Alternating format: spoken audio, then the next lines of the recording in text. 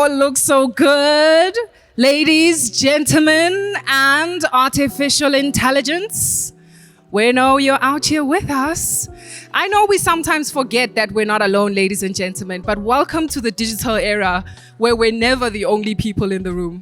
Today, we're here to celebrate the advent of technology and the digital age, the breakthroughs of the fourth industrial revolution, and how we as a collective human society can move culture forward by becoming future ready. My name is Mpumi Nobiva. I am an international speaker for over 10 years. I know I look like a baby. I've spoken throughout North America, Canada, and South Africa. I'm a communication strategist by profession. I'm so honored to be here to serve the high stellar institution that is iFundi. Thank you so much to Stefan and Fariba for opening the floor and for creating this event. I would like to actually go ahead and welcome our esteemed guests who are joining us. First, of course, is our CEO and founder, Mr. Stefan Lauber. And I'll go through the program in particular. We have Mr. John Katenge, who is the CEO and founder of Param Solutions. We have Mr. Litlokonono Mche, who is the managing director of Atara Solutions. Please give people a round of applause. This is a happy time. Yes. We are very happy to be here. We're very happy to be here together. We have Mr. Joel Perry, our academic manager at iFundi. Thank you for joining us, sir. And last but certainly not least, I don't know where he's run off to, but Mr. Zoe Mulelekwa, who is our pianist and composer, is gracing us with beautiful music. We hope that you will have a fantastic time. So to kick us off, ladies and gentlemen, I'd like to go ahead and share and welcome our online guests who are here with us in spirit. Welcome to the room. We love you, we feel you, and we can't wait to engage with you. Please go ahead and share your insights in the comment section. We have Cynthia, beautiful Cynthia, in the room with us. A round of applause for Cynthia. It's not an easy job to interface an actual event with that of an online presence. So we are going to kickstart our event by mentioning that we are on social media. Please go ahead and follow our pages. On Instagram, we are iFundi Corporate. On LinkedIn, we are iFundi. And on Facebook, we are iFundi, our Facebook page. And on LinkedIn, we are iFundi Learn with the Experts. The hashtags that we'll be using for today's events are Future Ready, hashtag Future Ready. That's the first one. The second one is the future of jobs. And the third hashtag will be the future of work. So I hope that we've all gotten that. The reason for the importance of us using these hashtags, guys, is that we at iFundi come as one, but we stand as 10,000. There are many, many people who have been touched by this institution, beginning with the 200 corporate companies and organizations that are committed to developing their staff and workforce. That's who's in the room with us today, even if not here physically. And through the hashtag and our pages, you get to connect with that market. Of course, not forgetting our 20,000 iFundi graduate. Can we put our hands together for that number? Come on, people. That is no joke. 20,000 individuals are on this planet right now, killing it in the workforce, taking charge in their careers, braving this new frontier that we're in, all because of the women, the men, the staff, the leaders at iFundi, and this powerful vision. Oh, hello, Sanmanani. We have you on screen. Thank you for joining us. Hey, girl. Thank you for joining us. Oh, technology, imunati. I wish I could hear your voice so I could ask where you're tuning in from. Bonelwa. Hey, Bonelwa. Guess what, girl? Siakbona, we can see you. Please go ahead and switch off your camera, my love, so that you don't have to be in front of everyone throughout. But big ups to living your name. Bonelwa, for those of our friends who need a translation, means to see. Ukbonelwa. And Bonelwa made sure we see her today. So thank you so much for that. The three major skills that I want to highlight as we welcome our CEO on stage, ladies and gentlemen, are skills that are definitive for our time. Goldman Sachs, McKinsey, leading consultation institutions in the world have identified that first, transformation is a distinguishing factor for our time. What does it mean to transform? It means to change in form, in nature. If you break down the word transform, you have two words. Trans, keep it clean, we're at work. Trans in the sense of change, transient in form. That's a lot of what we're here to discuss in terms of how to transform our workplaces. The second skill set is that of digitization. That means to make something obsolete, to make it better. Digitization is rooted in numbers, zeros and ones, which means once you put it on the internet, it never goes away. So why not make it efficient? Why not make it good? Why not make it something you'll be proud of? Digitization, making our systems efficient and more faster than ever before. The last skill set, and the most important, is that of adaptation. Adaptability, meaning you don't only have an ability to learn easily and efficiently, but you also know how to apply that knowledge across different situations, particularly in challenging times. So in today's program, we have fantastic speakers who are going to give you case studies, who are going to give you breakthrough methods that they're using in their startup mergers to help you understand how these skill sets are things you can walk away with today, but also offerings that iFundi has in our programs that we look forward to telling you about. First up, ladies and gentlemen, I'd like to invite Mr. Stefan Lauber to speak to us about why this event is important and why you are all here today. Please put your hands together. Thank you. Thanks to all of you. Thanks for taking the time out and attending our event. Some of you who are a bit younger than me may probably have been born with a cell phone in their hand.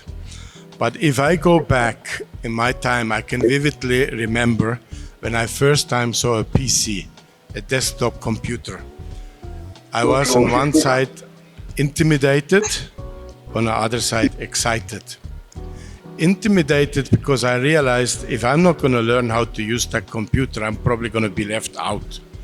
Excited because it's nice to learn something, to be ahead, being on the leading edge. Why do I go back so far in time? I think we're in the same situation today. People say you either cope, join the Industrial Revolution, or will be left out. On the positive side, the opportunities, the way it is transforming our lives are enormous. For me personally, I got exposed to the fourth industrial revolution in the year 2017.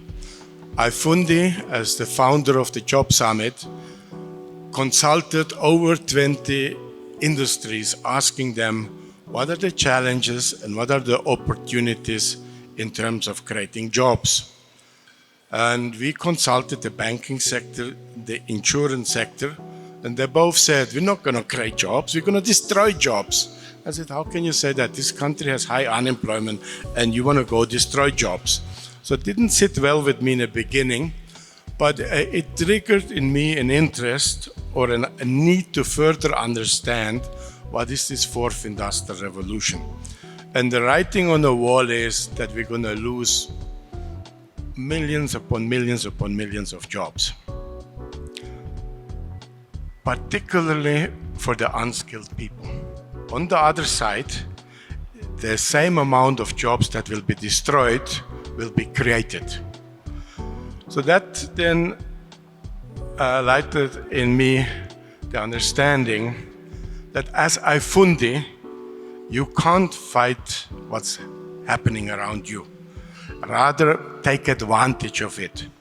So we have then gone deep into the subject of digital transformation.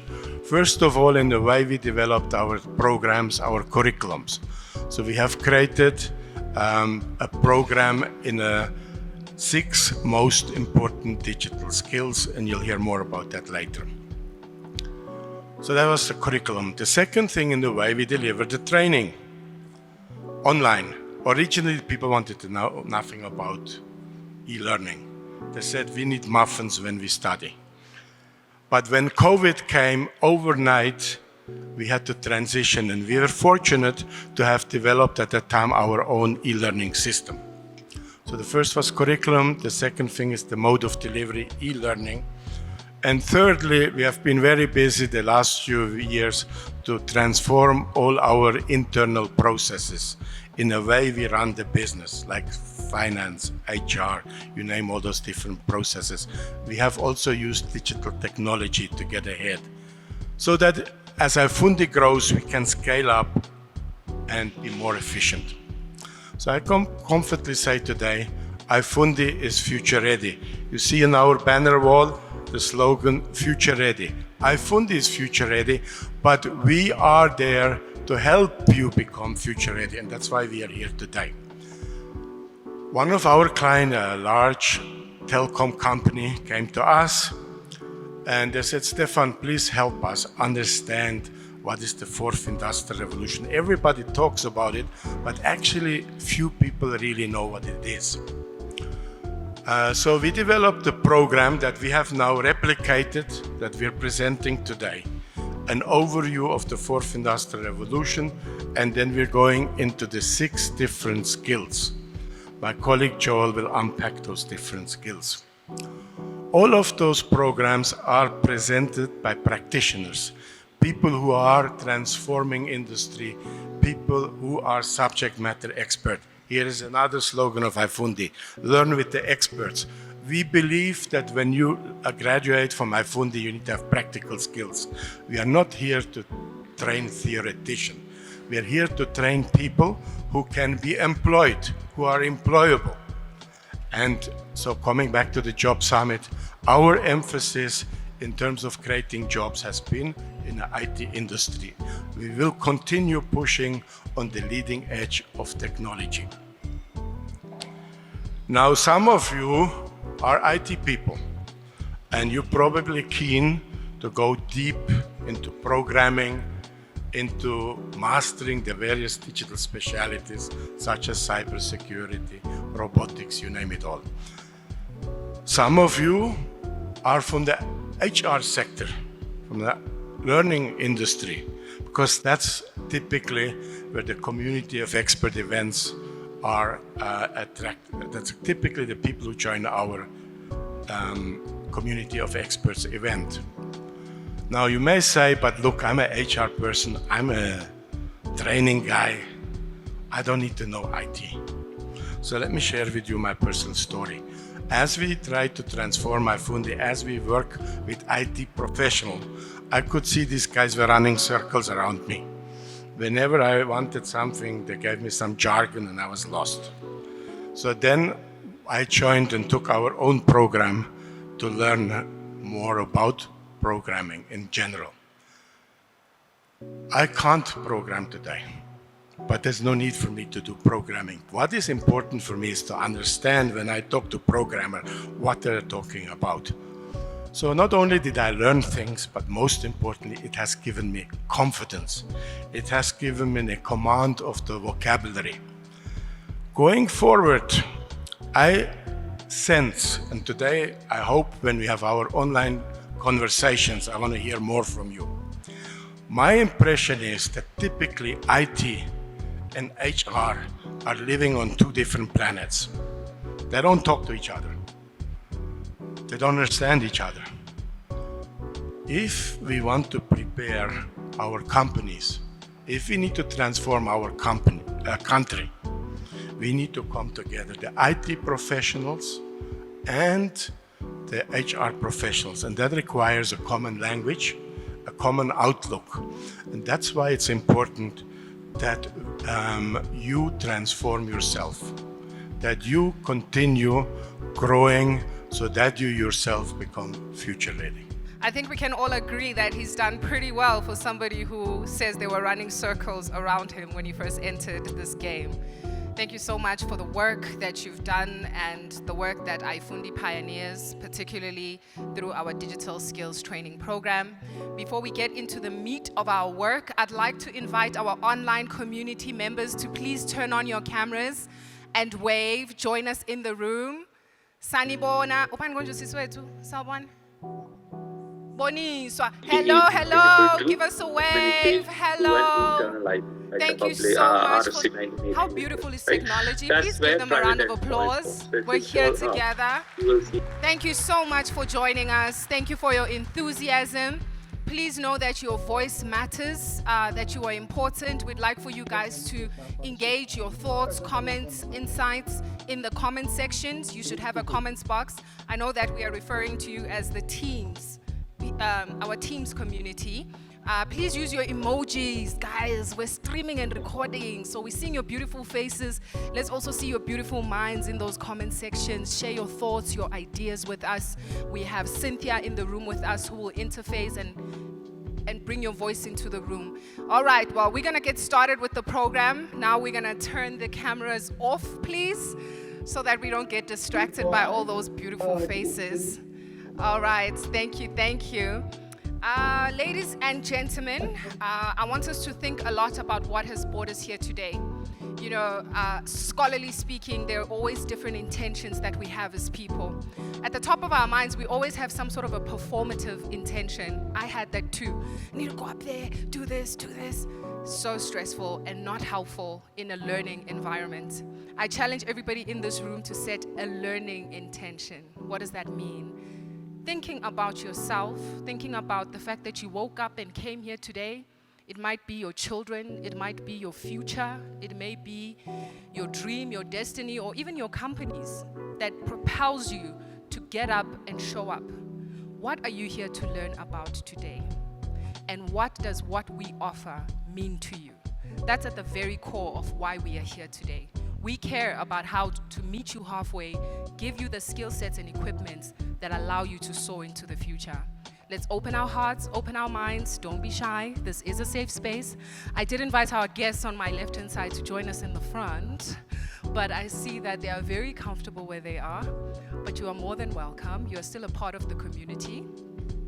Well, now I would like to do a program overview, introducing our speakers for the day. At the very top, we have Mr. John Katenge, who I had the pleasure of meeting in a meeting as we were preparing for this work. And it's so intimidating to hear about people speaking about startup culture, digitization, building capacity. And for the everyday person, I'm sitting there like, what? What does that mean? And John over here is going to seamlessly charm you into wanting to do what he does. He is the CEO of Param Solution. He brings a unique blend of corporate experience and startup agility to the software development world. His expertise are honed by consulting and collaborating with corporate giants like Sanlam, Altron, Vodacom. Hey, any chance you can help me get a free network package with these people? It's so hard, hey? They're your clients, John. Hi, Bo. He has done phenomenal work with startups, accelerators such as Plug and Play VC, Founders Institute, the French Tech Labs, ladies and gentlemen. His insight in merging the structure of corporate with the dynamism of startups sets him apart in our world, making him an unparalleled asset in both realms. At Param Solutions, the synthesis that we speak of, particularly the gentleman, is evident in how he now delivers tailored software solutions for startups and corporates alike. Please put your hands together for Mr. John Katenge, ladies and gentlemen. Thank you so much for coming in today. It's a great privilege to be around such amazing people. I think my experience and background has been summarized pretty well. So today I'm going to be talking about the impact of Fourth Industrial Revolution on the workplace and the implication on capacity building. I guess ultimately for me, the point of my whole workshop is really to demystify a lot of the jargon around Fourth Industrial Revolution, as well as just make it digestible and prepare everyone kind of mentally, because I guess the biggest thing that we've noticed, and because we've worked on so many different projects in the space, is the future of the workspace and the work environment is one that's adaptable, and that's going to be required from both business and from the people in business. So there's a ton of demand for people to be able to reskill and upskill. All right, so yeah, what is fourth industrial revolution? To understand fourth industrial revolution, you have to kind of understand, I guess, the progression. So I guess the first industrial revolution really started with steam-powered energy and how that kind of came about to improve the way we actually produce stuff and I guess powered our economies. And then the second was more the introduction of electricity. And then the third was more around, I wouldn't say digitization, but computing. So I guess those were the first kind of computers that were built. And we were still kind of in the binary phase, but it was a little bit more advanced than just a big machine doing one set of tasks. You could have much more flexible systems. And then now with the fourth industrial revolution, we're seeing the advent of, I guess, cloud and everyone going into this digital world. Everything is accessible through the internet, and that's what fourth industrial revolution is about. Yeah, so fourth industrial revolution is a broad statement to describe all the technologies that are going to be impacting us in the future. So you've got stuff like artificial intelligence, Internet of Things, that's IoT, blockchain, fast computing, virtual reality, 3D printing, robotics, biotech, technology, and everything is essentially relying on the internet, whilst before you could kind of just have stuff lying on your computer. Now we have to have an interconnected system because of the amount of data that's processed. But I'll talk a lot about the other stuff. All right, so yeah, the impact of fourth industrial revolution for business, automation of tasks. We'll see the automation of tasks, data-driven decision making, workforce disruption, and then business model innovation. So things are going to get automated a lot more frequently. There's going to be a lot more reliance on data in terms of decision making. So I guess Martin Luther King probably wouldn't have survived in this new age. You can't have a dream. It all has to be backed by data. And I guess workforce disruption, we are all going to have to adapt because it's not very clear what's actually going to happen. But I guess as in the previous revolutions, whenever something new happened, there's a large contingent of people that become pessimistic and they're like, oh yeah, it's all falling. This is the one that gets us.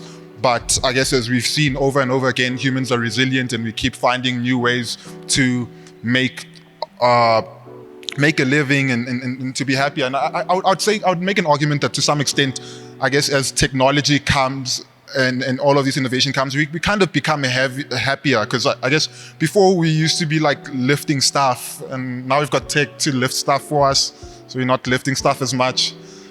So I think that should be good. I don't like lifting stuff. Well, I lift weights, but like, yeah. So I guess the general assumption with 4IR is the profound usage of artificial intelligence increases automation, and people tend to assume that there's gonna be a disappearance of skills and of semi-skilled workers as well as skilled workers, which to some extent is true, but at the same time, there's going to be creation of new jobs, like being a social media manager. Like, well, I respect it's a really good job, but like 30 years ago, there was no such things. There were no social media influencers. And right now, like if you speak to most kids actually just want to be TikTokers and streamers and stuff like that. So it's a weird world we're going into. And I think those are some things that are going to make us happier, but those are just examples of types of stuff that could come up, and we don't have all the answers right now, but I believe in humanity. Yeah, I guess the benefits of fourth industrial revolution is it's going to boost efficiency and productivity. So using all of these technologies, we will be able to work faster, we'll be able to be more productive. It's going to save a lot of time and money. I guess beyond business, also in our daily lives, it's going to save us a lot of time and money. It's going to be able to improve our decision making as we start relying on data. there's going to be enhanced customer satisfaction as we kind of move into a world where things are a lot more personalized for us. And new technologies are going to spur new innovation. So as these technologies get built, there's going to be builders and startup guys and entrepreneurs and stuff like that are going to be able to build businesses off the back of these technologies that are going to ultimately make our lives a lot better. And I guess those are where the other jobs are going to get created, is in the new companies that get started. All right, so considerations for HR managers when it comes to the 4IR, skills development for automation, that's incredibly important. We are going to have to adapt our workforce and see how we can actually bring our workforce into this new age that we're moving into. As much as we, like, I guess that's the optimistic part, is that people can learn. And I guess we've had to learn so many times. And I think, I would say, I don't know what the actual stat is, but most people actually go through a number of career changes in their lives. So it's going to happen anyways. But so you might as well do it with kind of future-proofing your life. Yeah, remote work policy, as I guess the main thing that's happening with all of these technologies is allowing us to operate in a more decentralized way, because everything is accessible on the cloud. Or let me not say the cloud, the internet. I'll explain what cloud is later, but the internet. So you can have people working from all over the country, all over the world. I guess this opens up opportunities for people that live in the rural areas to be able to access work in the cities without having to move. So there's going to be much more need for us to actually kind of create more remote working policies. There's going to be need for continuous learning culture and promotion, because I guess that's the big thing, right? It's like I say I have faith in humans, but also it takes a long time before we actually realize that, okay, yeah, we need to actually adapt. So I guess as HR professionals, the duty relies on you, or depends on you, to actually encourage the people within your organizations to actually start learning and making the effort. Because some people are slow, but it's what's required.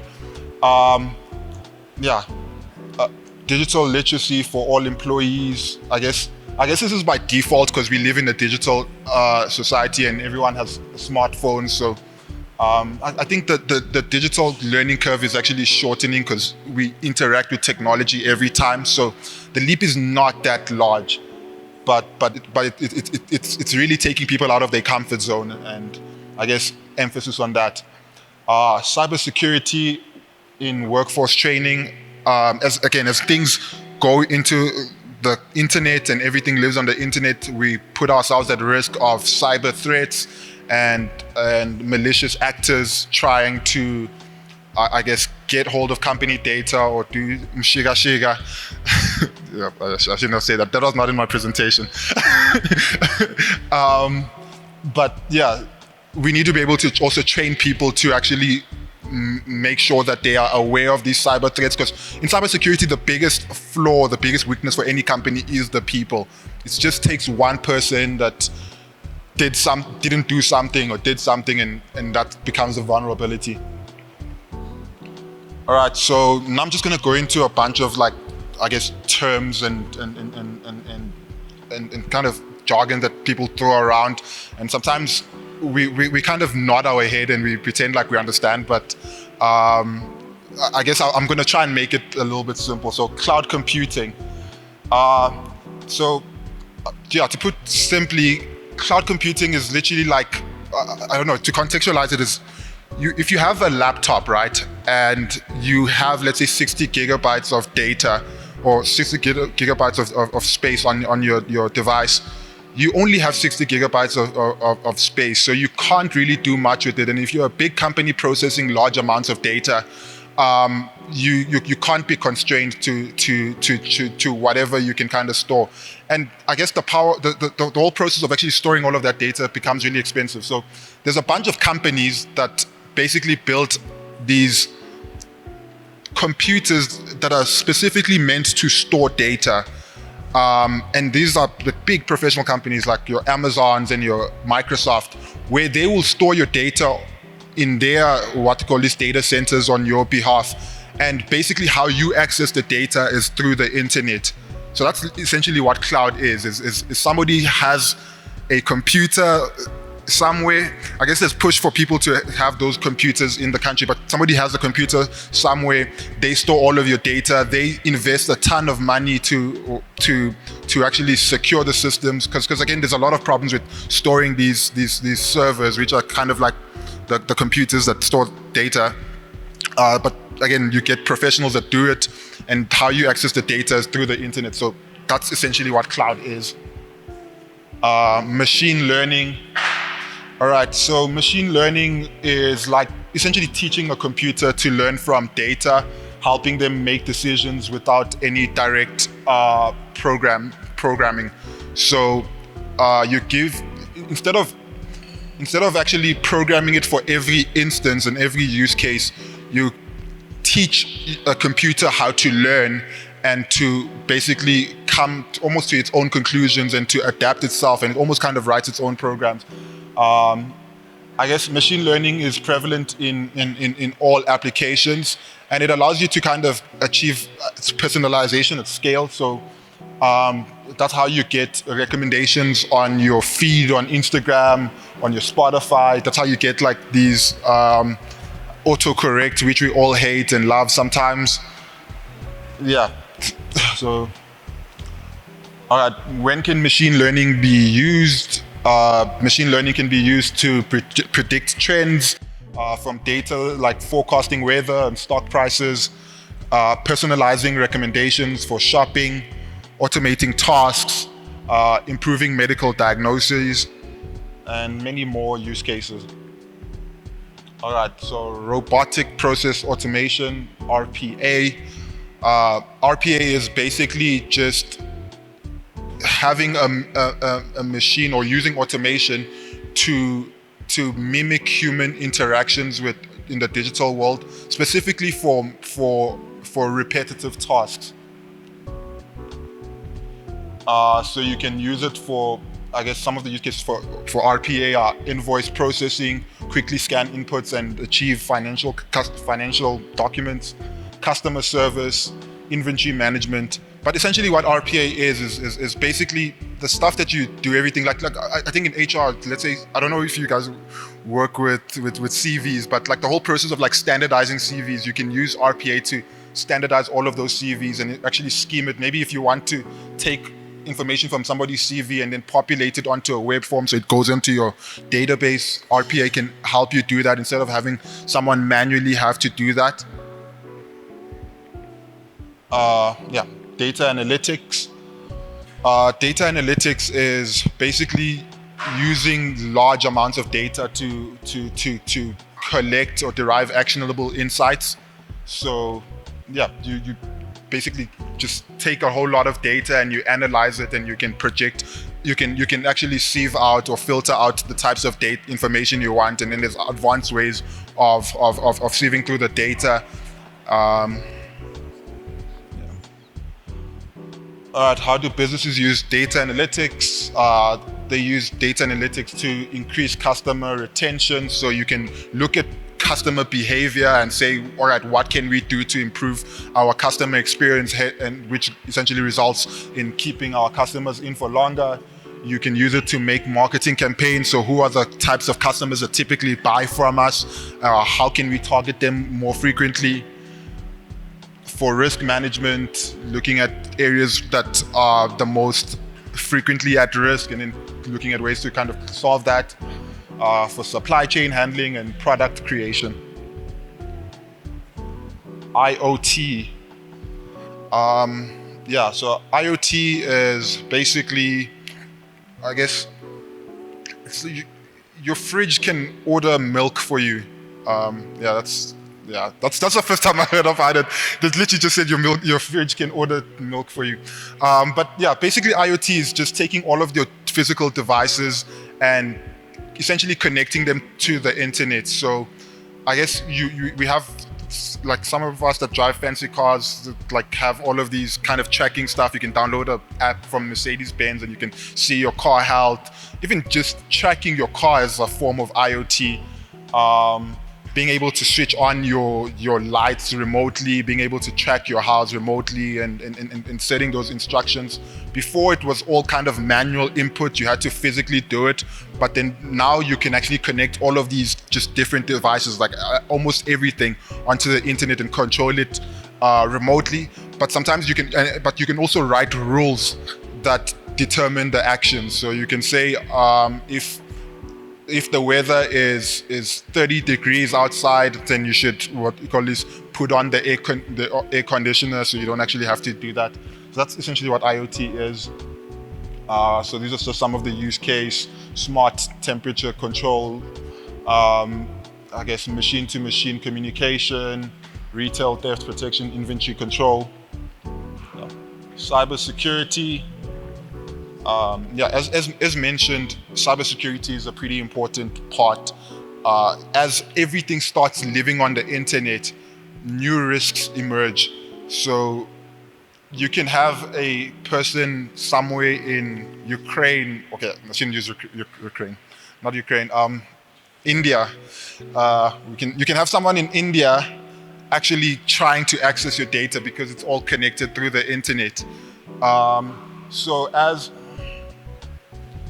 cybersecurity is essentially the process of being able to mitigate against all of these cyber risks and cyber threats.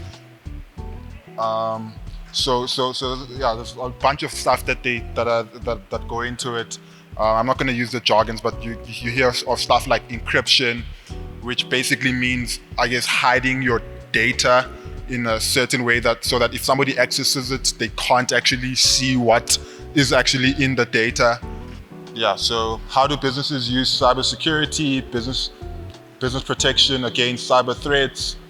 Businesses need to protect themselves against cyber threats, protection for data and networks, protection for end user and endpoint devices, regulatory compliance.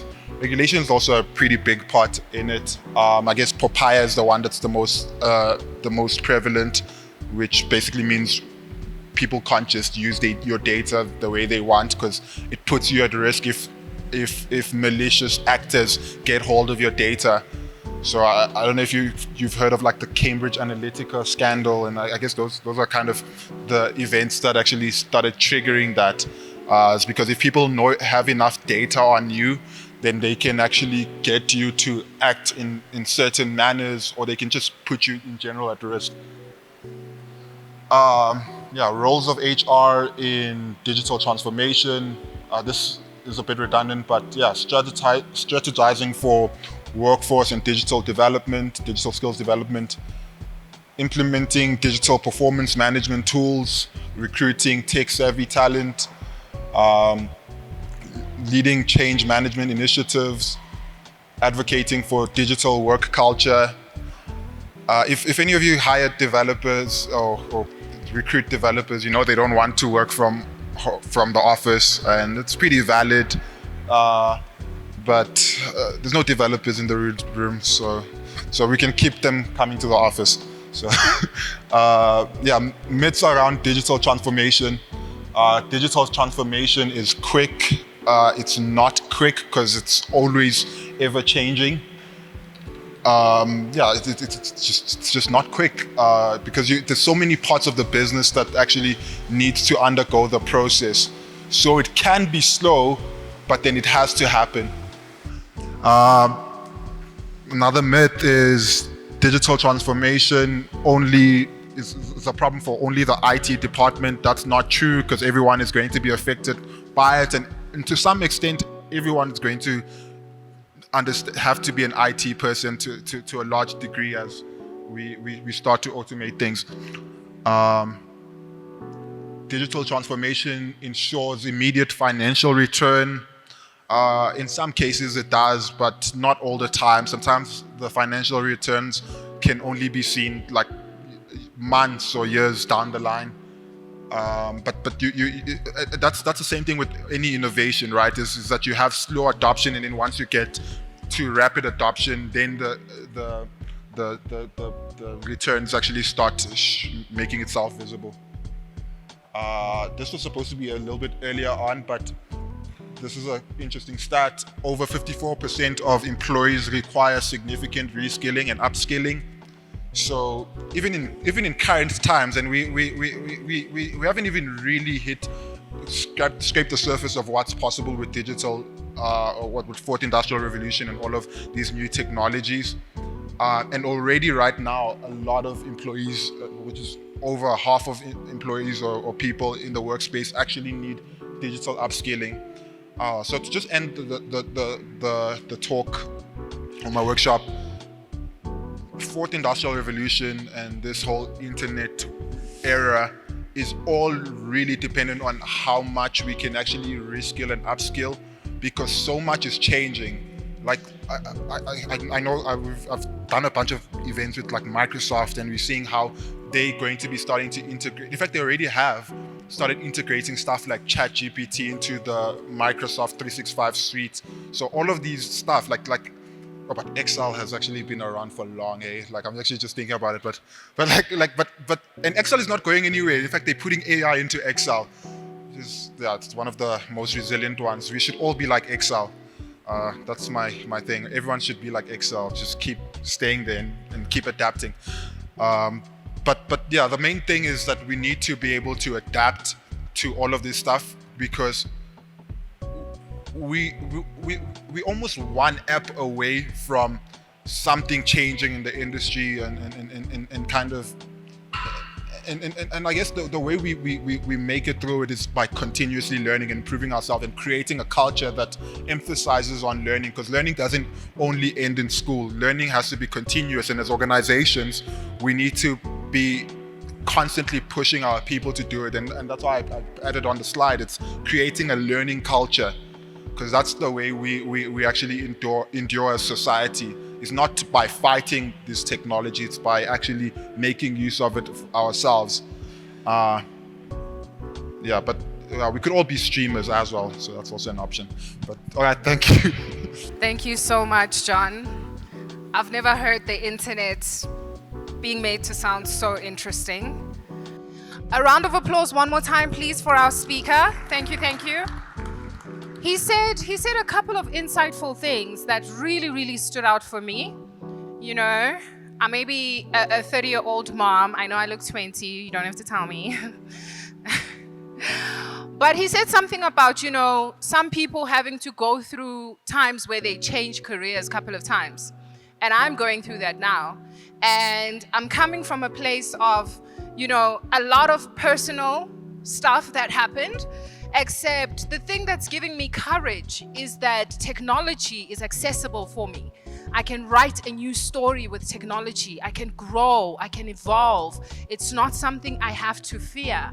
I can in fact embrace my journey. As somebody who grew up in South Africa, you know, iFundi was built with the intention of making IT and digital accessible to everybody, but in particular to children who are in places that don't have the privilege to have access to the WeWork on Sandton City at 155. We're talking about Abosbusiso, Abontogozo, who are in townships and rural areas. We're talking about the Leroys and the Megans who are in outskirts of urban areas.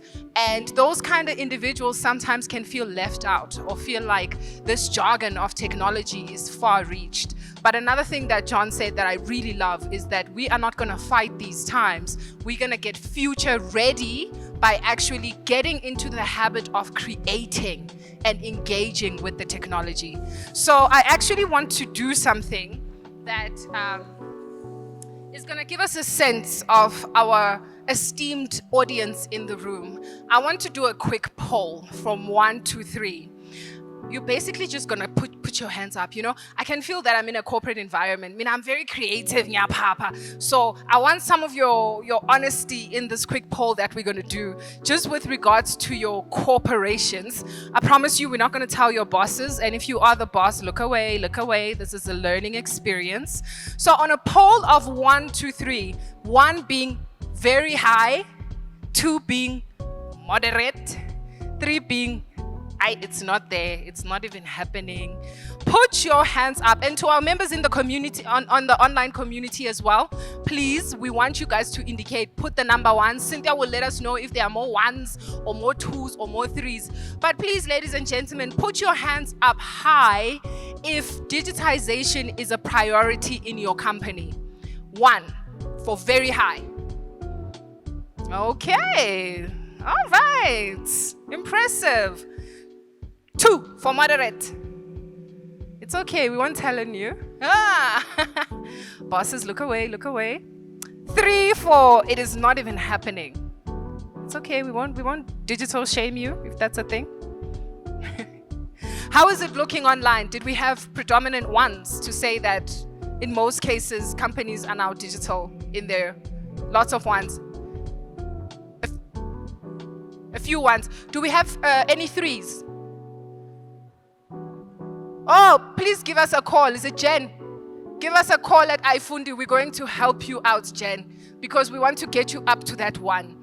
Ladies and gentlemen, put your hands up high if you feel that your company is investing in artificial intelligence. Up high if you feel like it's very high right now. Our investments in artificial intelligence.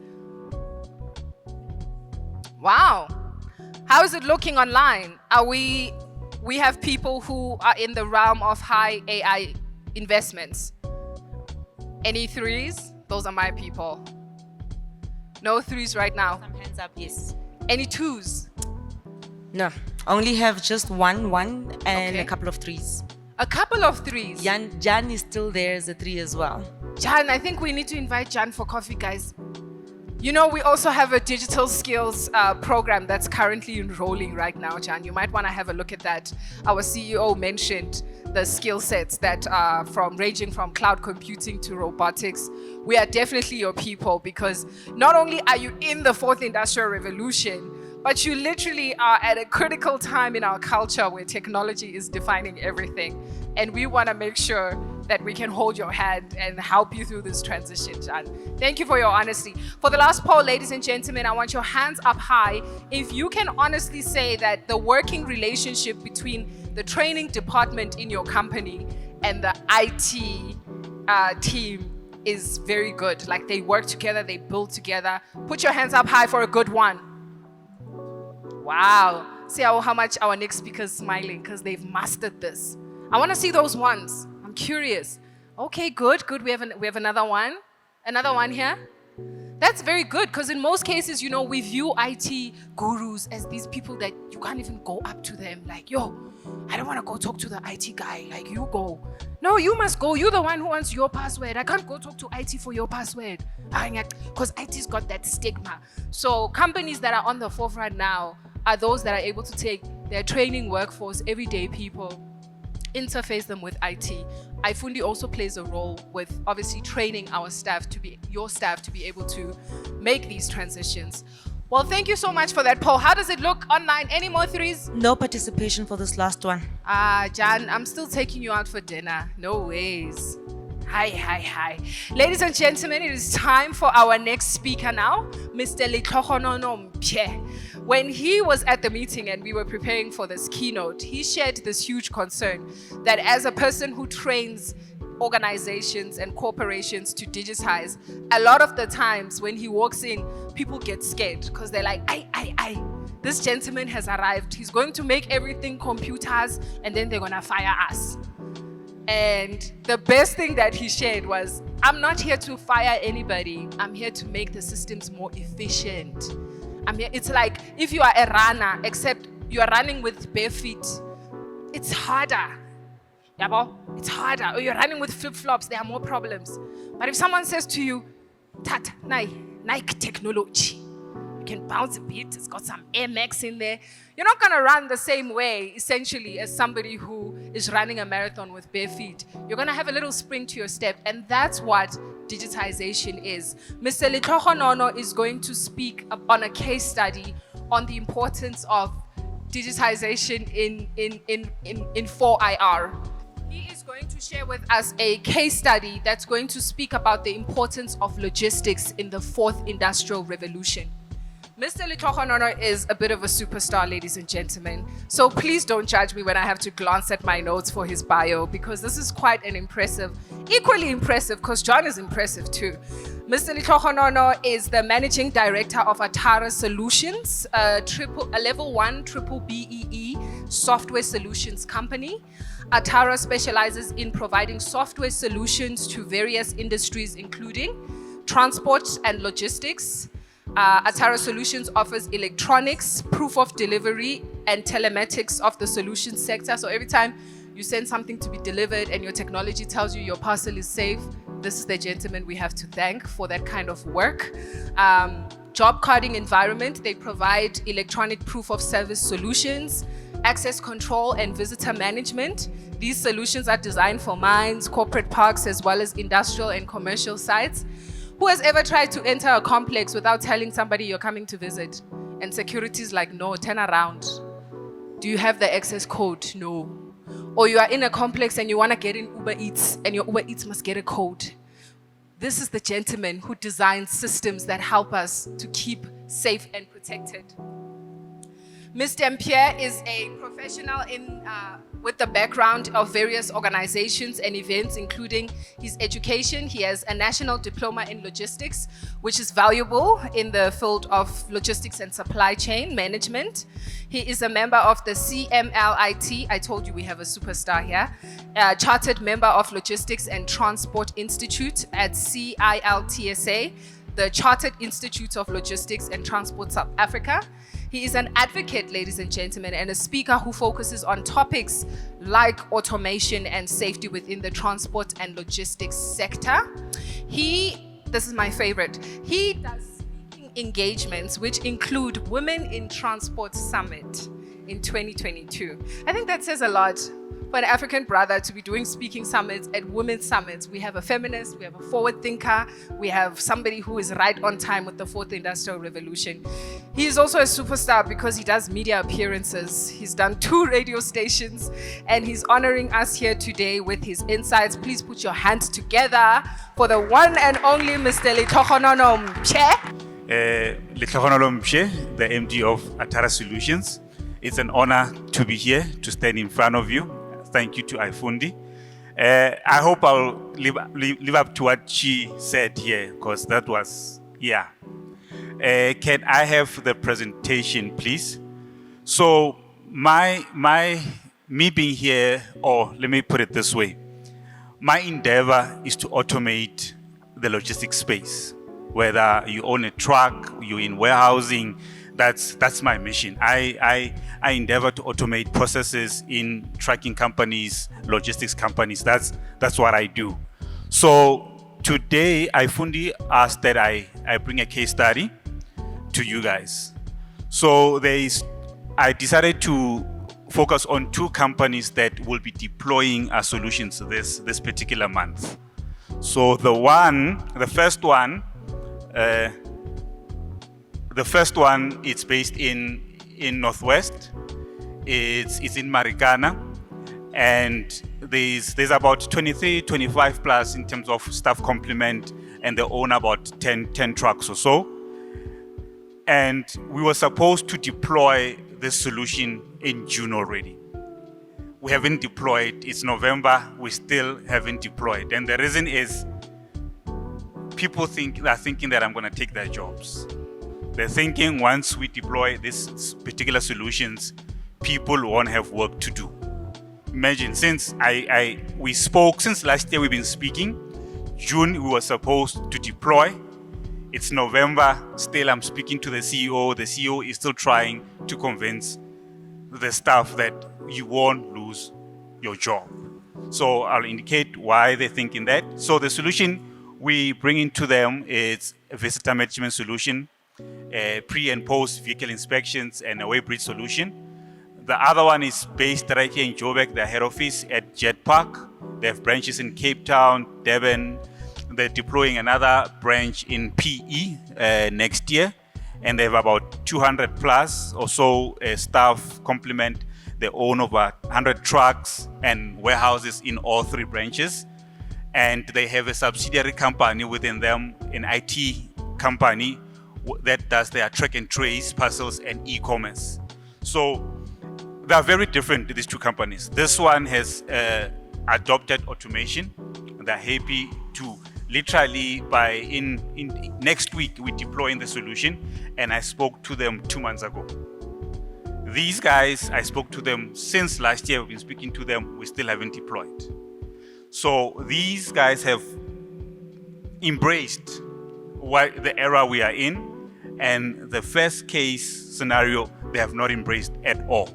And it's understandable. They're a small company.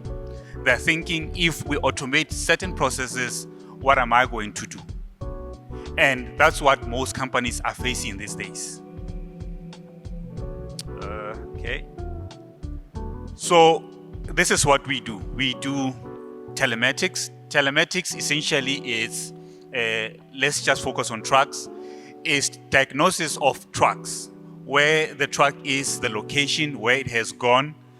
There's videos in, I'm sure when they were burning trucks, you've seen videos circulating of the guys who were burning the trucks. So that's what we do. We put videos, a video in the cab or outside or inside the trailer, all those type of things. And in these things, assist companies in terms of you are able to see if a driver is fatigued. We have all these accidents because truck drivers are essentially like taxi drivers. Most of them are paid per load. So meaning you're from Joburg going to Durban, that's one load being paid. You must come back for another payment. So you can imagine driving a truck day and night. You're driving, you're going to get paid for just that one load. So that is why, let me put it this way. You've seen how drivers drive, right? And that is why we're having so much accidents with regards to trucks, because people are chasing loads. So with telematics, you are able to indicate, to say this particular driver is fatigued, how long have they been driving. You are able to tell how long the truck has been standing there or has gone to one place and the driver says, I went there, but you are able to track. So telematics, it's video, it's diagnosis of the truck itself, what it does. You are able to say to for instance, there's a client of mine, his trucks at this particular client, they stand for 8 hours. And that's money. So if my truck is standing for 8 hours to offload or load, I'm losing money. 8 hours. A whole day is gone. I'm losing money.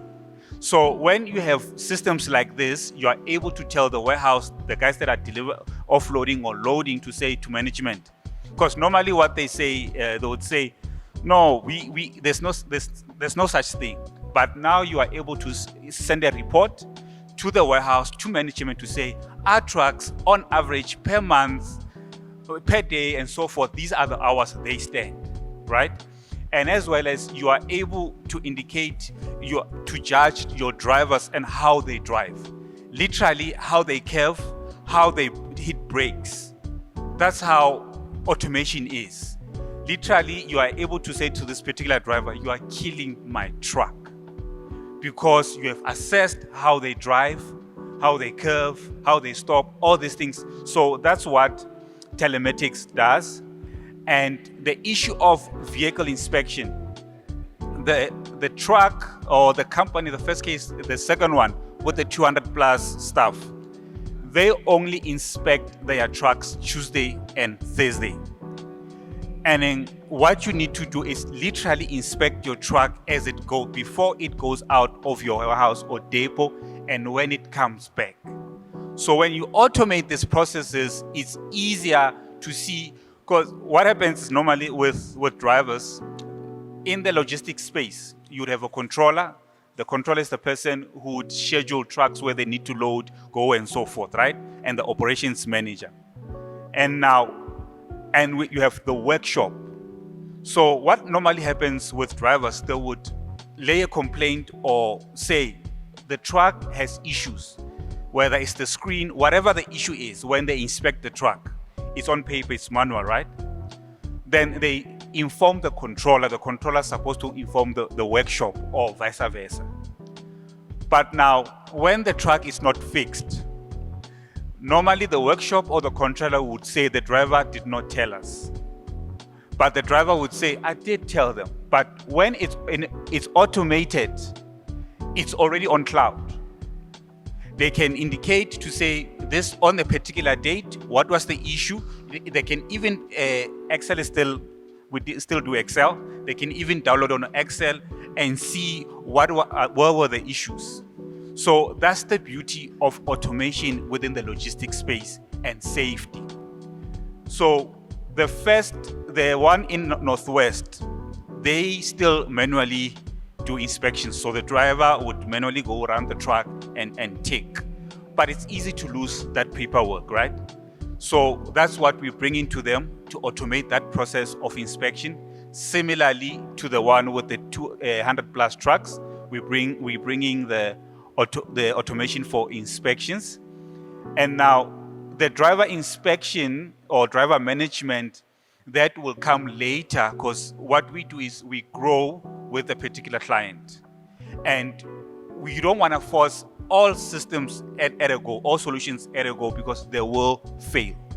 So you start with one solution, where once they are experts in that particular solution, then we endeavor to go to a next stage. In-premise or visitor management solution, we deploying it on both clients. So the one in Northwest, it's still they're still ticking, registering people as they enter. So they can't tell what time did the driver come, staff, who's coming, and so forth. So we'll be automating.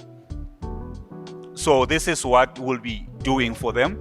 So they're able to, when they have training, they're able to schedule training for their drivers. They're able to, in advance, tell drivers whose visitors are coming to them. So with the one with the 100 trucks, they already have this particular solution. It's provided by a security company. But now, why we are offering it to them? They are insourcing their security. So Fidelity is offering that particular solution. But now, when you outsource such a solution with regards to security companies will omit certain information.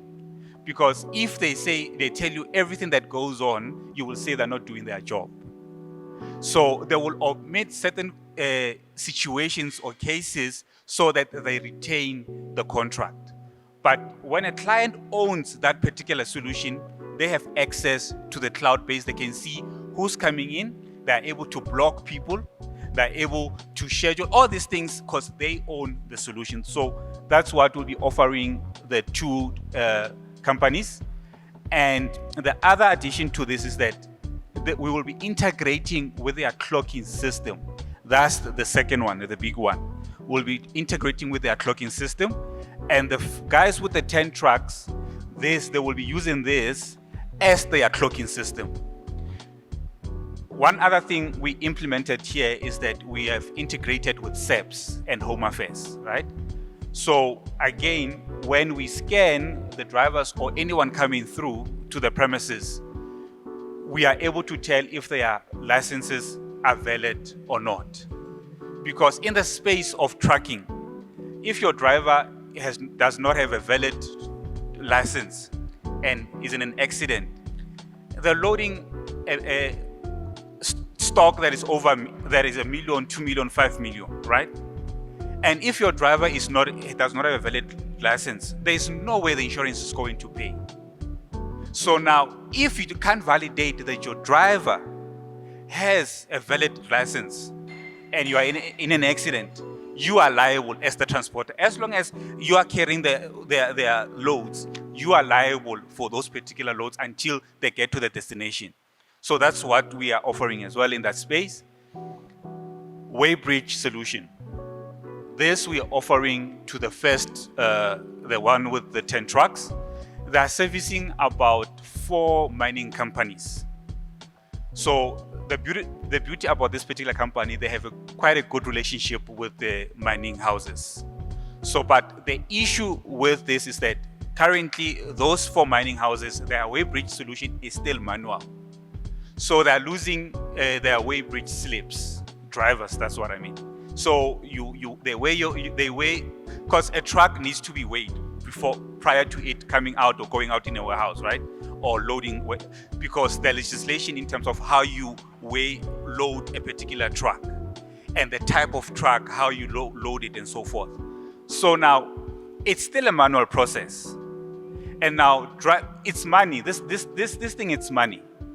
So drivers, unfortunately, because once you load and offload, you don't necessarily go back to the depot or to your company. You go load elsewhere. And it's easy to lose this particular, whether it's a proof of delivery or it's a weighbridge slip, it's easy to lose it.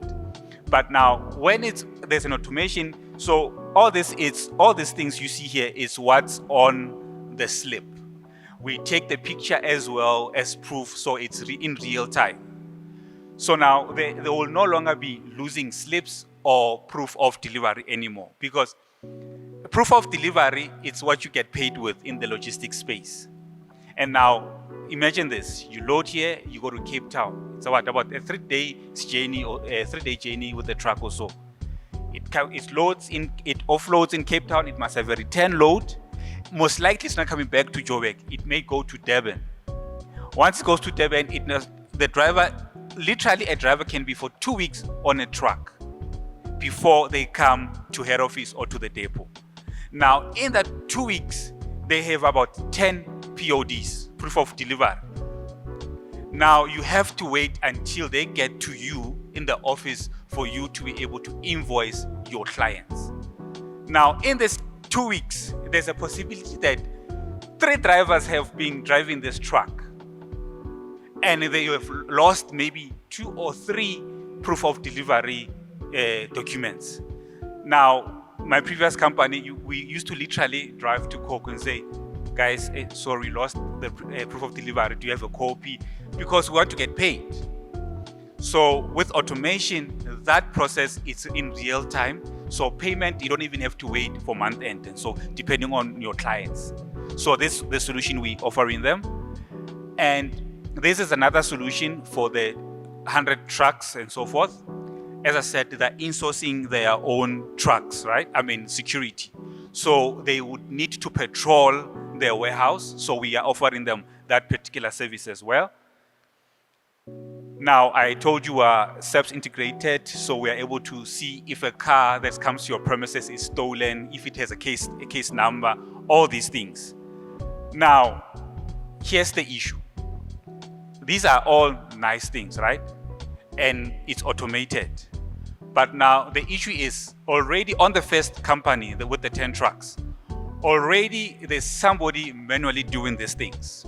Somebody is capturing the weighable slips and then putting them on Excel.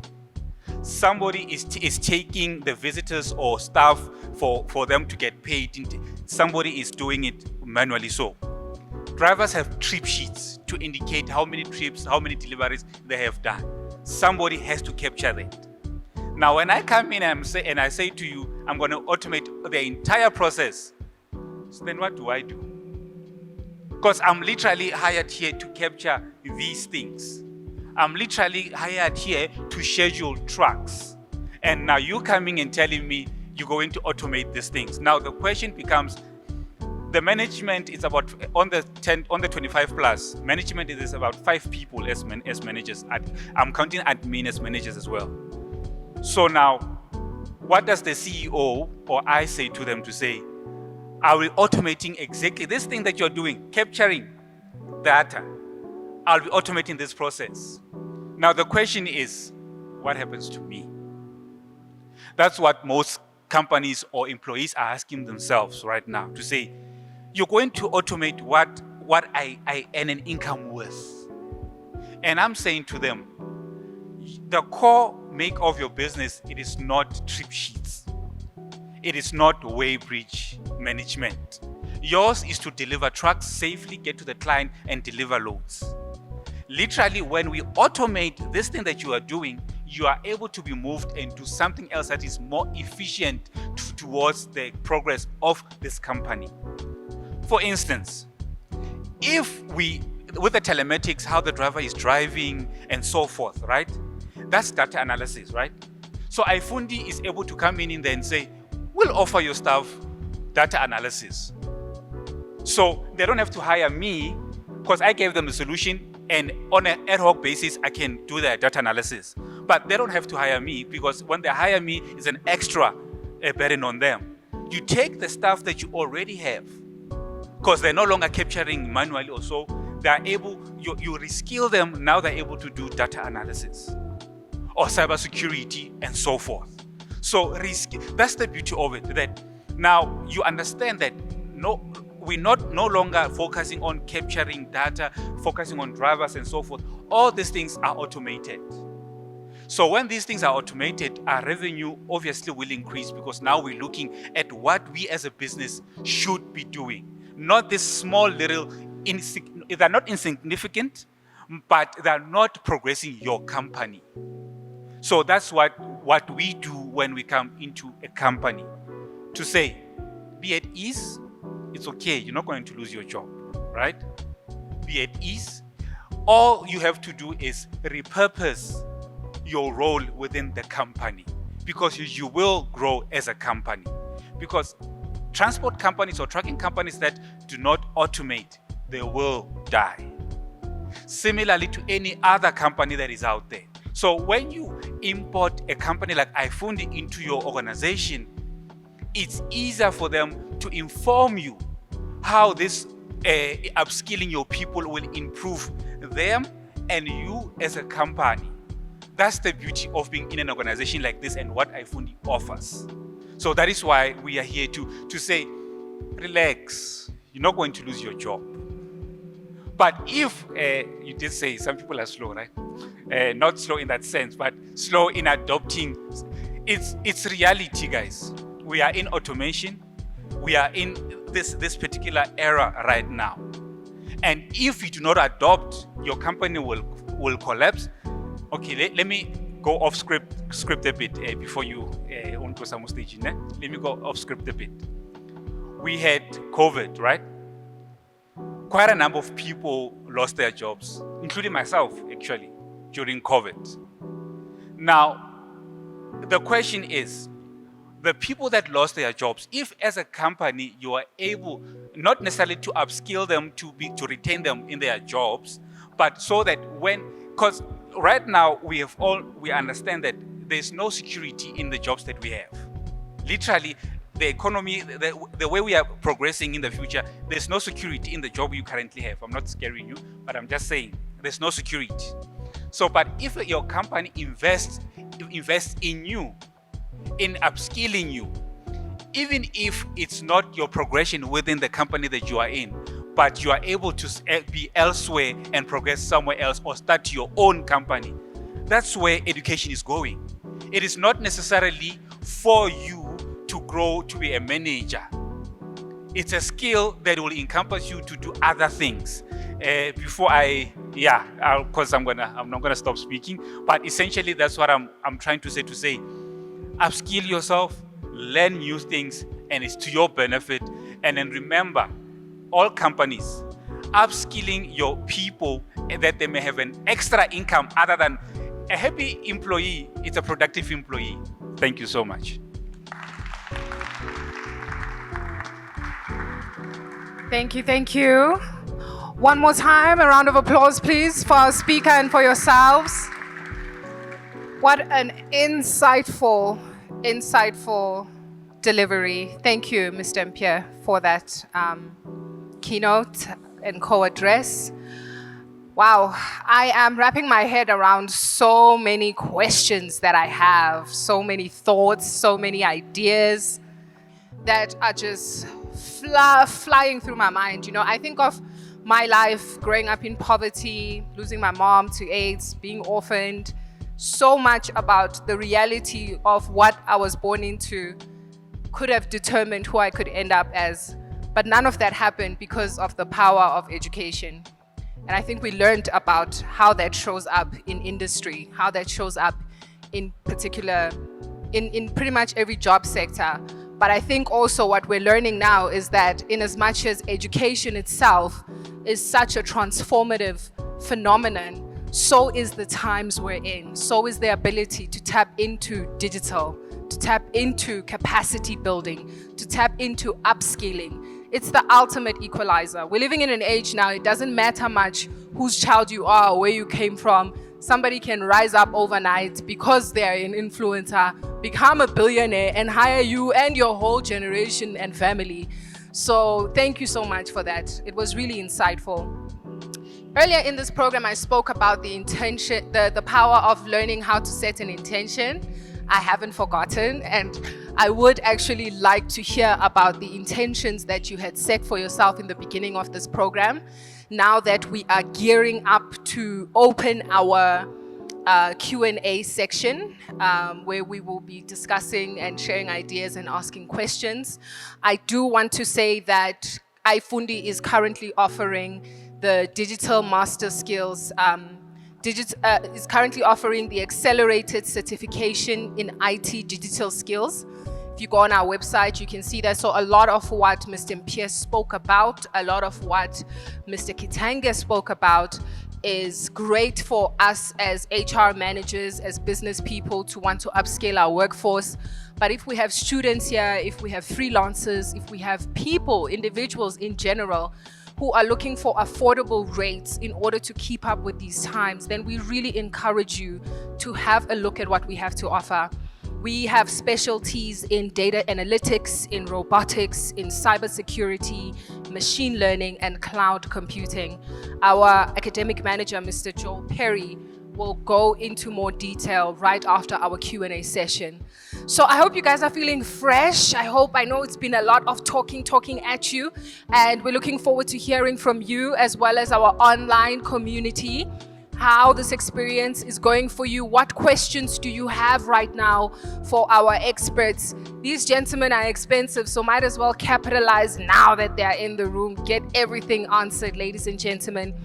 When you stand up, when you want to speak, please raise your hand so that tech can be able to locate you. And our online community members as well, please raise a hand, and Cynthia will be able to share your question with us. I would like to ask that you tell us your name, tell us the name of your company or organization. If you are here in Jay, just as you come up with the company name, make it real. When you leave here, go register it. Let's go. We are in the future. We need to make money. So even if you don't have a company, I need to hear a company name today. What is your learning intention? I came here because I wanted to learn X, or I came here because I'm thinking about Y, and the question I have is 1, 2, 3. So the floor, please, ladies and gentlemen, is officially open. Can we have questions? Dun, dun, dun, dun. Yes, ma'am. Please introduce yourself. Hello, I'm Fariba from iFundi, and I just wanted to know whether, John, could you just give us a couple of examples of your development work that you've done? Fabulous just question. so that we get more context of what this is all involving. Geez, sure, we've worked on a bunch of different stuff. I guess recently, this is one that we're pretty excited about, is we built basically an AI tutor on WhatsApp using a large language model, which is going to, okay, so we build an AI tutor on WhatsApp, and it's basically trained off the CAPS syllabus, so you're having grade 10s, 11s, and 12s actually use it, so they can use it to ask for, I guess, question papers and past papers, but then they can also use it to ask them for help with what they call studying for certain subjects.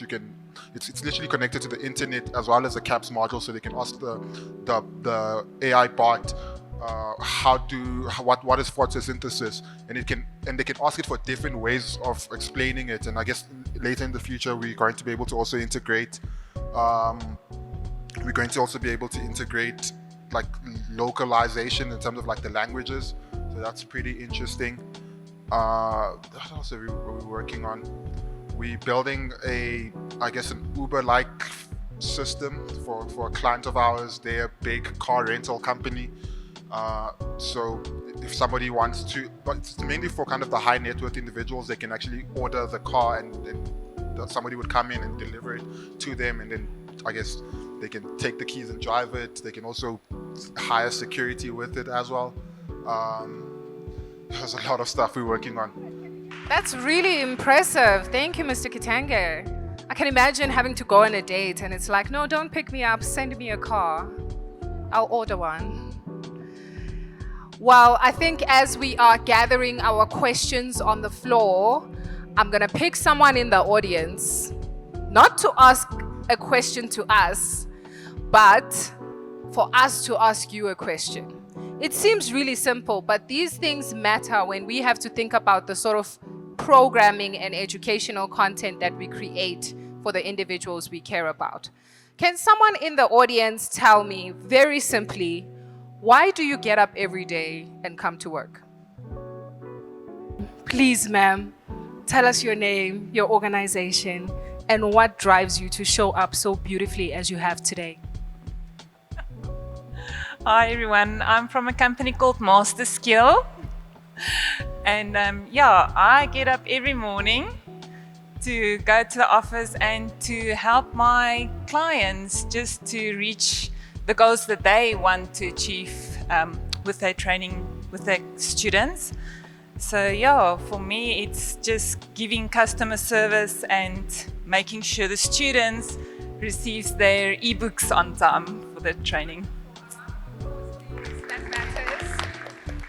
Thank you so much. We truly appreciate you're making a difference in students' lives, and those are the same people we care about, them being able to access what they need to be future ready. Thank you so much for your contribution.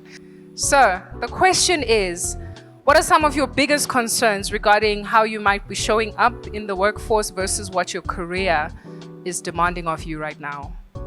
Please tell us your name, your organization, if you will, and what your learning intention was for today. Good morning, everybody.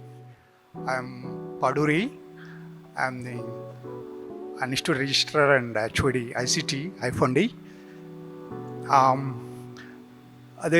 The career is nowadays it challenges qualification. It's okay, but when you working, either you are doing work in different companies, you should have a skills the current market. You must try to learn. You can't maybe I studied maybe 10 years back, I don't want to do anything. You can't say like that. If you are 30 or you are 40 or 60, you must learn skill current market and you have to challenge to the market. So you have to upgrade skills every day. Thank you. Thank you very much for that, sir. And I hear that we have some questions online. All right, I'm going to pass the phone to Miss Cynthia, who's going to share the questions with the room. Okay, we have one participant here that wants to know what is the importance of learning or teaching young people how to code, and that question can be answered by any one of our speakers. Thank you so much. So the question is, what is the importance or significance of teaching young people how to code?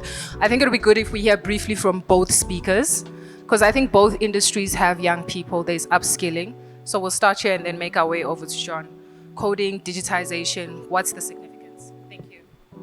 The significance, it's huge. It's important to learn how to code. For instance, I also facilitate some young people, and I'm pushing them to go digital and learn how to code. So coding, I would say, it's utmost important that you do know how to code, because you are self-sufficient when you know to do things yourself. I'll put it that way. Fabulous response. Thank you. So self-sufficiency, independence, very powerful skill sets. Mr. Kitenge? Okay, cool. I think it's, you know how like some people make their profession their personality? I guess like learning how to program rewires your brain to think a certain way, makes you more of a problem solver. So even if they don't ultimately pursue a career in programming, but I guess the skills that you learn from that can be transferred to any other, I guess, context. Yeah. Fabulous. Thank you. So what we're learning is you are actually your biggest investment. So any form of education changes you. I apologize to our CEO. He did have his hand up, but I wanted to address the room so that he doesn't think we're not doing our job. Mr. Lauber has a question for us. Sir? I'm interested to hear best practices of how the HR/learning department can work together, the IT department.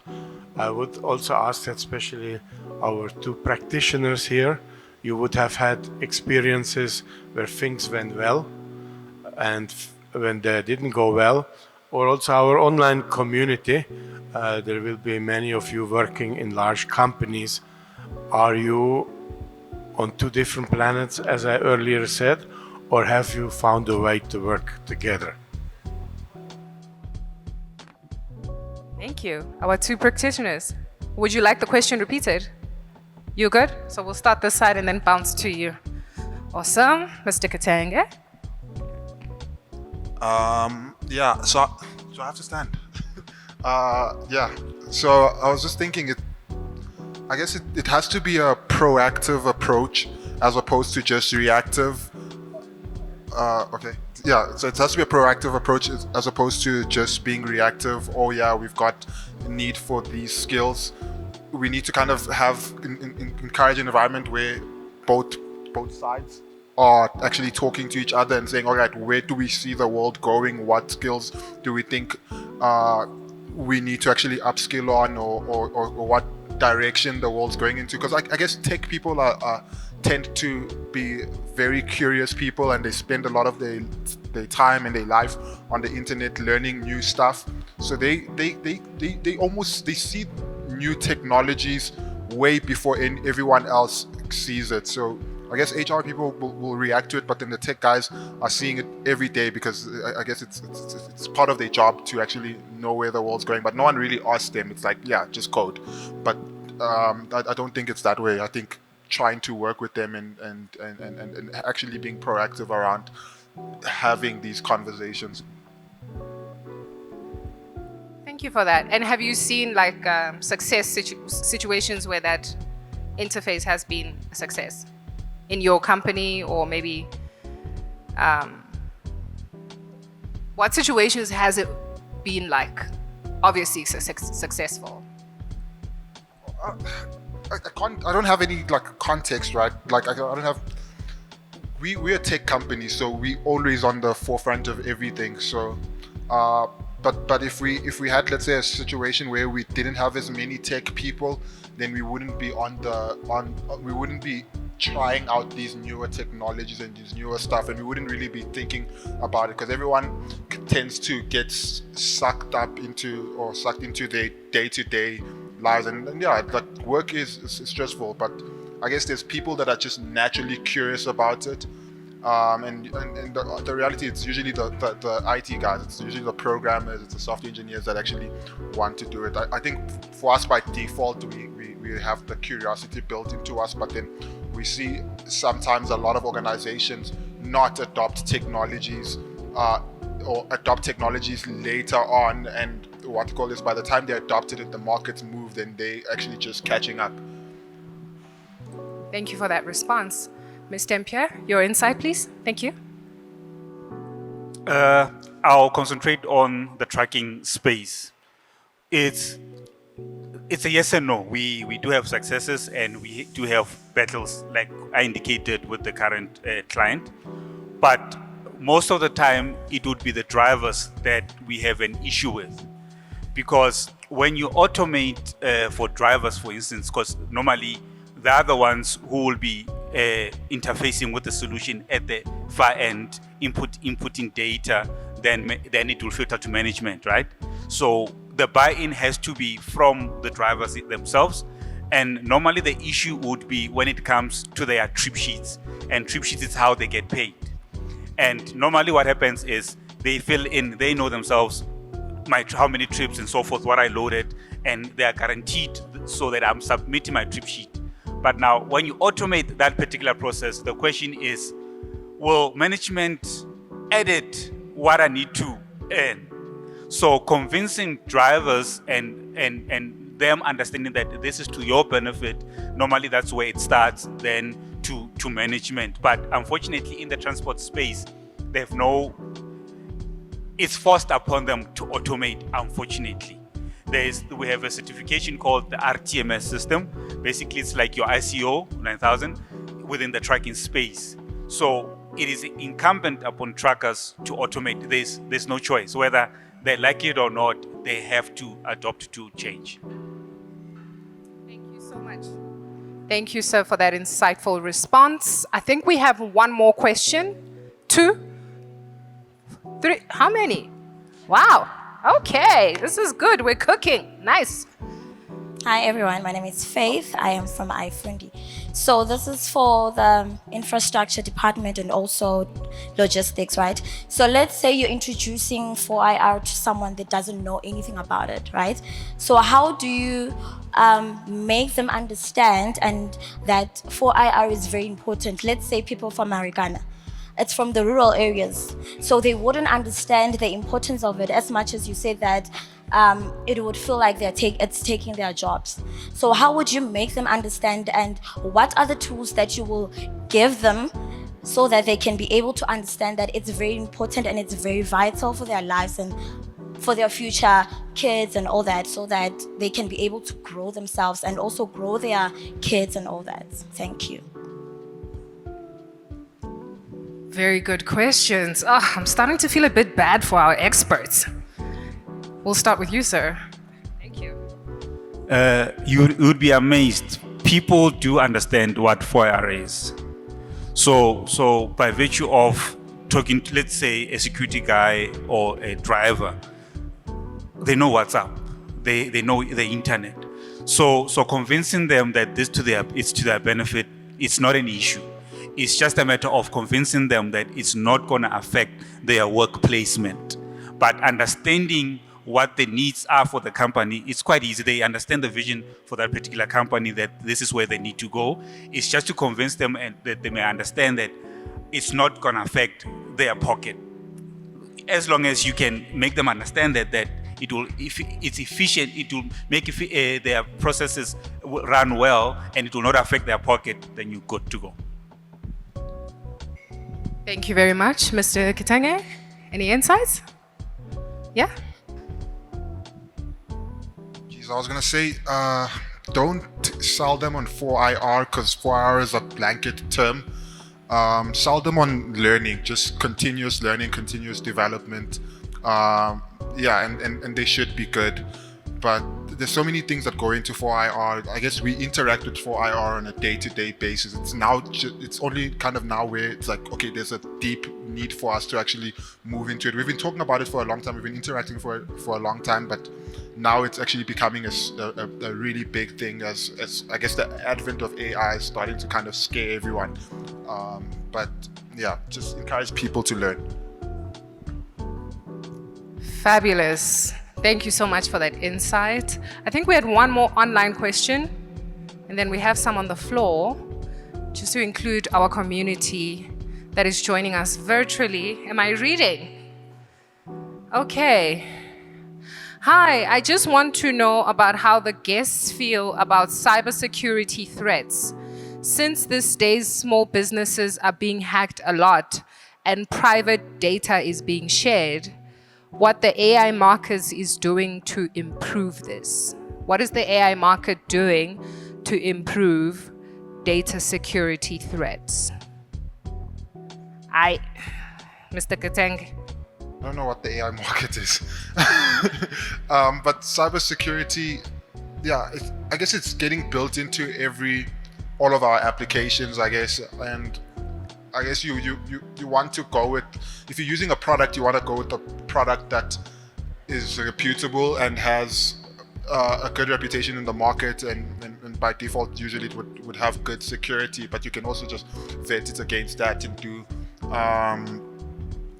your own research, right? And there's a lot of public forums and comments that are put out on all of the different applications, but yeah, if you're a small company, you likely don't have your own system, so you're probably using third-party tools.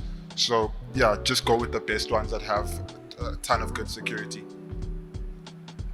Very insightful. Thank you very much. Do we still want to address or have our questions been answered? Okay, so we're gonna take one. Oh, you have a microphone already. Okay, great. Please stand up and introduce yourself. You don't want to stand up? Okay. Then speak I'm loud.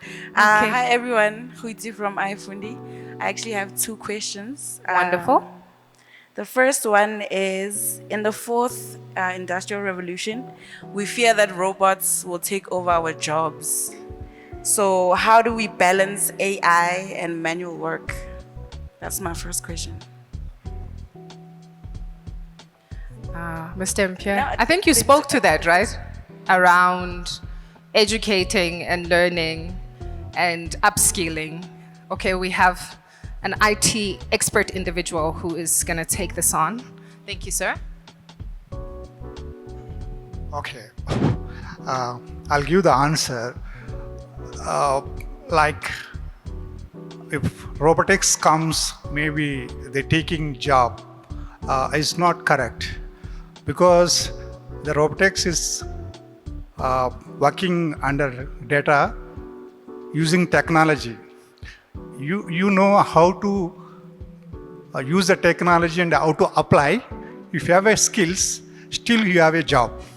If you don't know technology, your job can take the robotics. I would like to add on top of that, there's quite a big warehouse company on the R21, huge company. So their warehouse is huge, right? And they use drones to check their stock. So literally, it's one individual who has sort of a block, and he operates drones. And at night, they automatically go up and check stock through the entire night.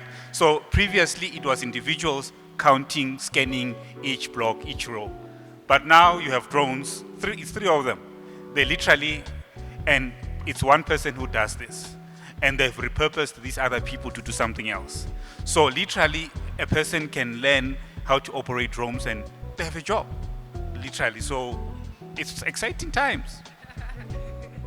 Fantastic. So we're learning that when you upskill, you get to work with cool technology and be on the forefront.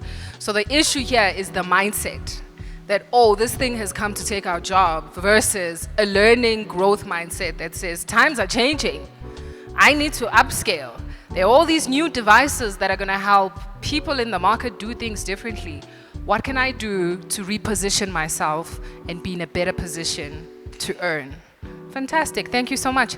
I think we have, oh yes, you did say you have two questions. All right, girl. So my last one is there enough funding for all of this new tools, robots, this new AI that has been placed upon us? We were not ready for it, but is there enough funding in South Africa, and is government willing to fund all of this?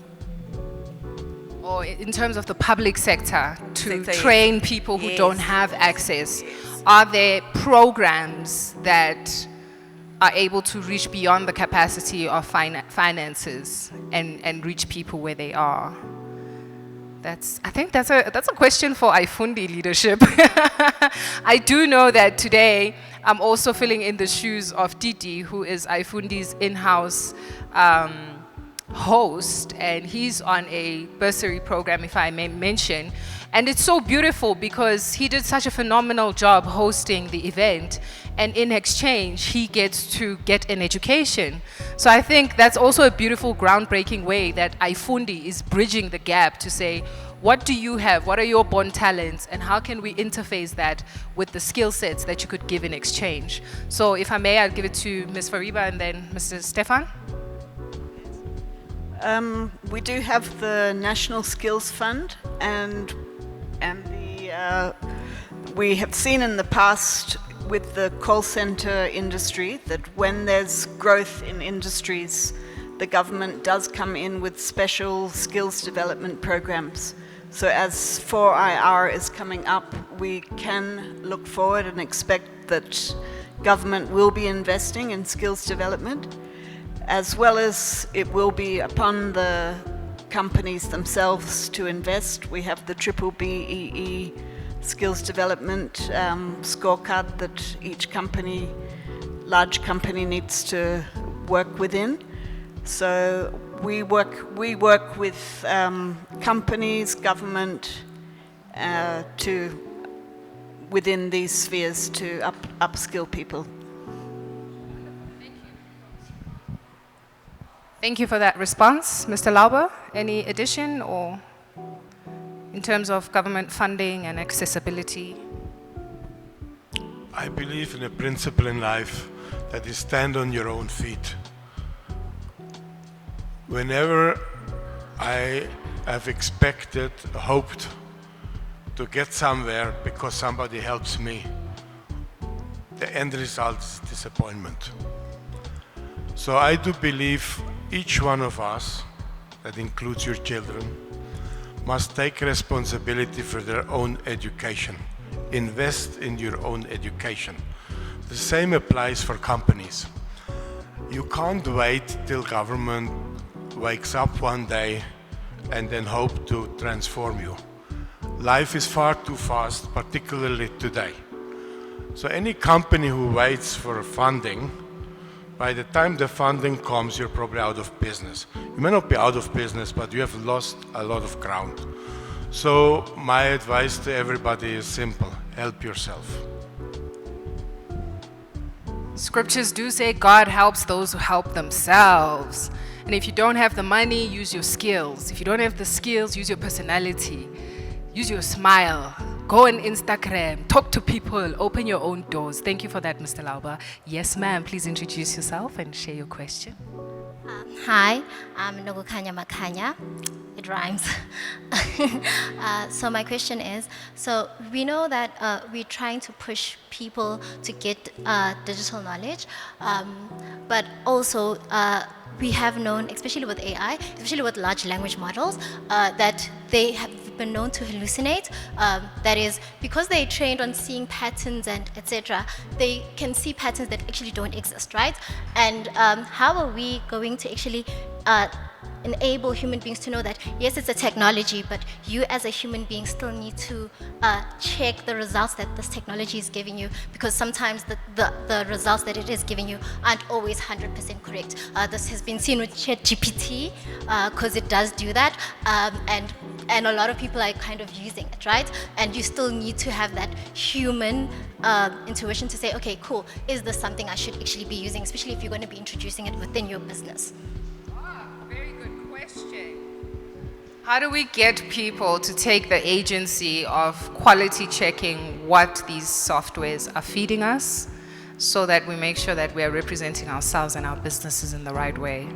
I don't know, I kind of get the hint that the person who has the answer is the person sitting next to you, kind of, you know? Yeah, I guess you have to put, like, if you are going to implement AI or any of these kind of models, you do have to put processes together to ensure that you mitigate against the risk. I guess, and there should be probably a blanket way of applying it. So if you're saying we're going to use it in context of creating financial models, you have to create a repeatable process of how you should use that particular AI to handle that particular task, knowing that, okay, you will get the same result every time. But with that being said, the models are also getting better, so yeah. Dun, dun, dun, dun. Only time will tell. Fantastic. Thank you so much for that. Ladies and gentlemen, we are reaching the end of our program. Thank you for being such an incredibly engaging, interactive audience. I've never known technology to be this much fun.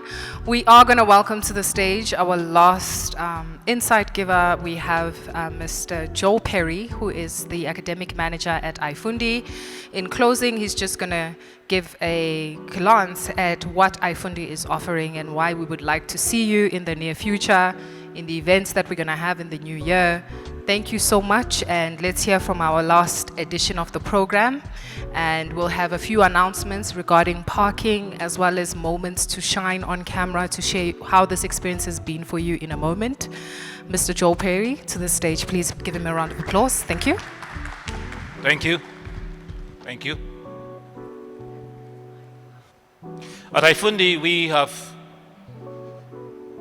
taken a leap forward, considering the past where we are now and where not only the country, where the world is going.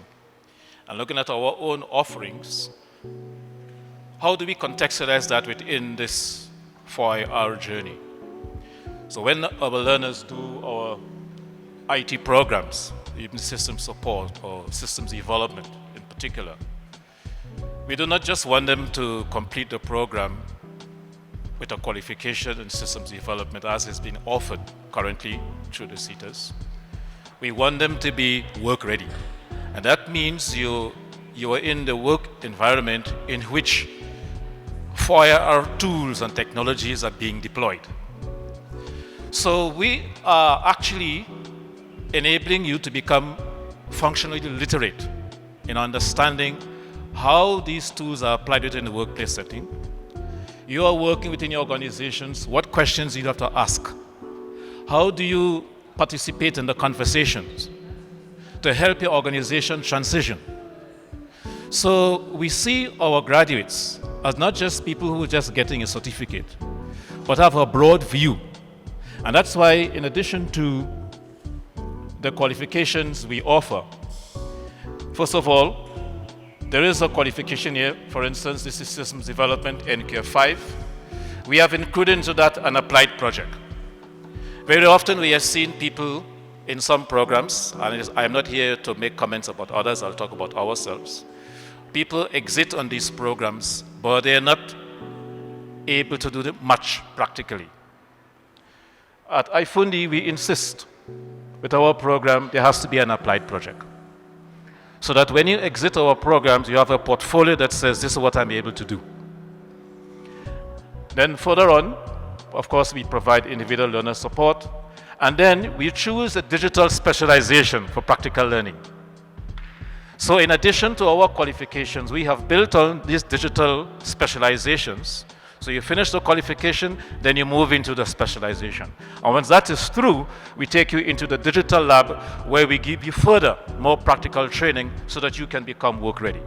So we have developed a learning journey that takes someone from learning the basics into the point where you can become workplace ready. That's the learning journey at iFundi. So once you have chosen the qualification you want to do, the IT qualification, the digital specialization, we have currently data analytics, machine learning, robotic process automation, and cybersecurity. If an organization is interested in cloud and IoT, we can also provide that as well.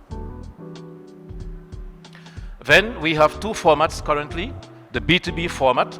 So this is for in-house at corporates, where the program is conducted during work hours. So usually the corporate says, I can only release people 3 days a month or whatever. So we prepare a schedule to accommodate you. If you want to have a different schedule, we work with you to accommodate a schedule that is convenient for you so that your learners, your employees can benefit from the training. And then we have another program which we offer, the Accelerated IT Learning Journey, that is B2C. That happens in the evenings. So you're working during the day, in the evenings, Tuesday and a Thursday, and on a Saturday, you can also attend classes as well. So these are the two formats in which we're running the program. And in both formats, you have to do an applied project, you have the digital specialization, and access to the lab framework. Thank you very much. Thank you very much, sir. Ladies and gentlemen, and AI. That rounds up our session launch for this masterclass series. Thank you so much for being a fantastic audience. Please, please, please come get moments with us. We would love to hear from you on camera. If you would, share your beautiful essence, what you found to be most impactful or compelling about the session, what you're looking for moving forward. As you engage with this program, today and the next couple of days, please use our hashtags. Hashtag future ready, hashtag the future of jobs, hashtag the future of work, so that you can be connected to those 200 companies who are always in the peripheries wherever iFundi is involved, as well as those 20,000 students. It's a great way to also kickstart whatever you're doing, get conversations going online. Give yourselves a round of applause, ladies and gentlemen, and welcome to the Masterclass program. Thank you very much.